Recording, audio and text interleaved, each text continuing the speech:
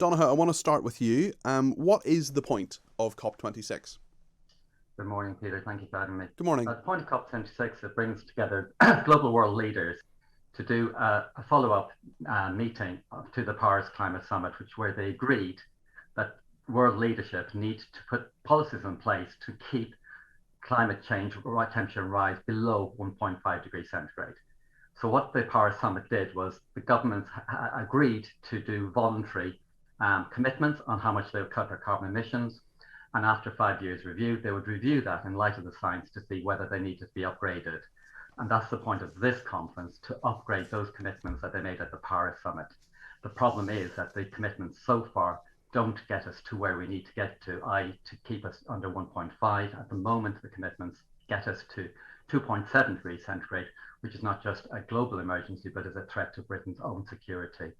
Professor James Woudhuysen, you're smiling at that. What do you think? What's your side of the argument? Well, I'm interested to hear that we can predict the future of the Earth's temperature, the whole of the Earth, not to 2.6 degrees centigrade, but to 2.7. That's a remarkable forecasting achievement, Mr. McCarthy. I must say that the real purpose of the conference is not to signal virtue, although Boris and Labour very much want Britain to lecture the rest of the world. The real purpose is to help establish a new international ruling class. There are 30,000 people coming to the conference, not just heads of state, with the exception of Xi Jinping, and probably Putin will not show up either. But it's a new priesthood that has already been established, really, in universities, among the professions, and so on. And I think it's a very anti-democratic development. And all that we will get is more pledges, schmedges, targets, nationally determined contributions, and a whole lot of language that will make us plebs feel very small. That's the whole purpose of it. Donnachadh McCarthy, China's not even coming. Xi Jinping, the president of China, has said he's not even coming, and the Russian president, as James says there, may not come as well. If two of the world's biggest polluters aren't coming to a climate conference, what's the point? Well, their governments will be attending, and one of the points is that it's collective of world leaders, so actually the democratically elected leaders, including democratically elected leaders, and the fact they're absent, they will put pressure on them to take action. Yes, we do need action from Russia and China. China makes up around 27% of global emissions, but the United Kingdom makes up around 15% of global emissions through our investment in global fossil fuel economy. I'm sad to hear the professor refer to a collection of governments as a priesthood. I think that's not very academic language. It's unhelpful to a constructive debate. The real issue, you may laugh, James, but this is a serious issue. Laugh. Across the world this year, from Canada through to Europe, through to Siberia, we've seen terrible extreme weather events. The International Panel on Climate Change, which is the collection of the world's most serious scientists and scientific academies, has said these extreme weather events are now happening in real life due to the emissions we've made over the last century. And for those people whose homes were lost in floods and fire, and lives were lost in fire, this is very serious. This year now, already, due to the huge 50-degree temperature in Canada and Northern America, there's been a massive collapse in wheat production. That has led to a 50% rise in wheat prices, which has a huge impact on poor people across the world who are dependent on staples. We are looking at a serious threat to humanity, and we need to be acting. And I'm sorry to see James laughing like this. This is a very serious subject. James, a serious threat to humanity, Donnachadh says. What do you make of that? Well, I'll tell you what's a serious threat to humanity. Donald, is Saudi Arabia, by any chance, attending the meeting? Is United Arab Emirates attending the meeting? I would wager that they are.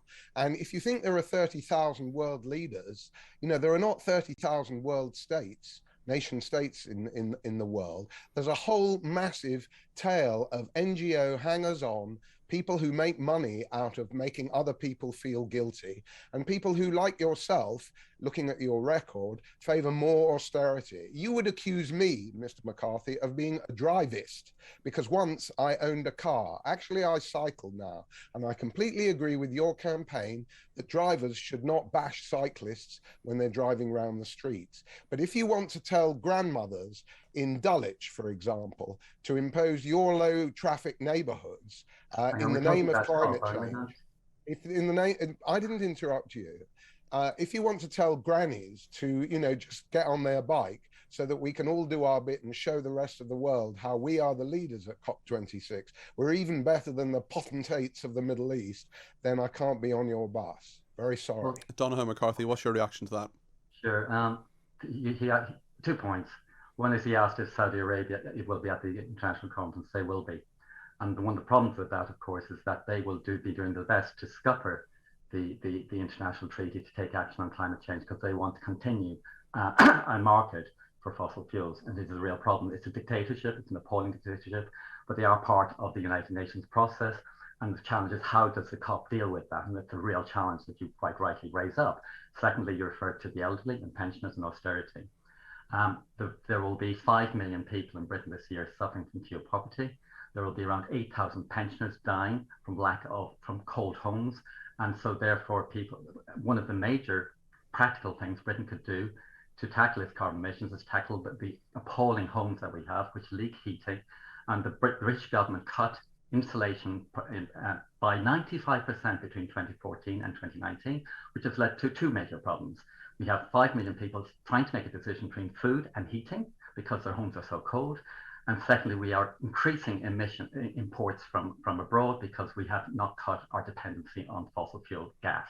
So there are serious issues around pensioners and around Saudi Arabia he's right to raise, but I find his reference to them rather lighthearted and irrelevant. In terms do you think that? Sorry, go ahead, James. Do you think that we need lots of new houses in this country, Mr. McCarthy?